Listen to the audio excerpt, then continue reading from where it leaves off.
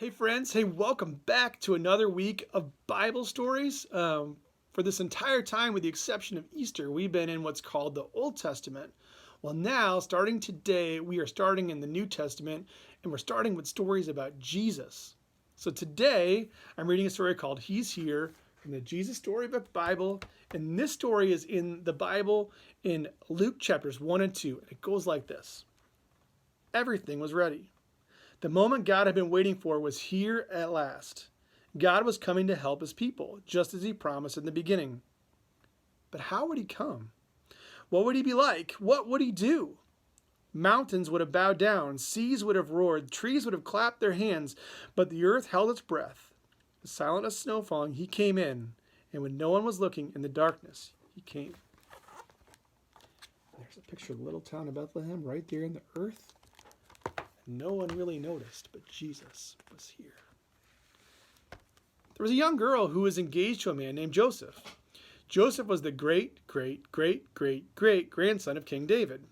And one morning, the girl was minding her own business when suddenly a great warrior of light appeared, right there in her bedroom. He was Gabriel, and he was an angel, a special messenger from heaven. When she saw the tall, shining man standing there, Mary was frightened. "You don't need to be scared," Gabriel said. "God is very happy with you." Mary looked around to see if perhaps he was talking to someone else. "Mary," Gabriel said, and he laughed with gladness that Mary's eyes filled with sudden tears. "Mary, you're going to have a baby, a little boy. You will call him Jesus. He is God's own son. He's the one. He's the rescuer.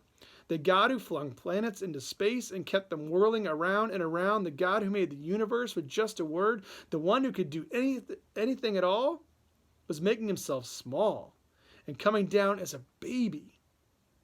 Wait, God was sending a baby to rescue the world? "But it's too wonderful," Mary said, and felt her heart beating hard. "How can it be true?" "Is anything too wonderful for God?" Gabriel asked. So Mary trusted God more than what her eyes could see.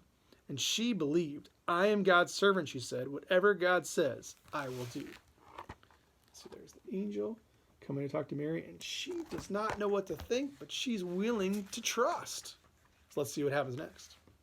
Sure enough, it was just as the angel had said. 9 months later, Mary was almost ready to have her baby.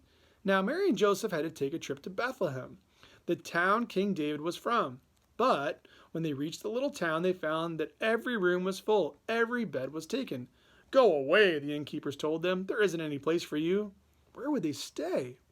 Soon, Mary's baby would come.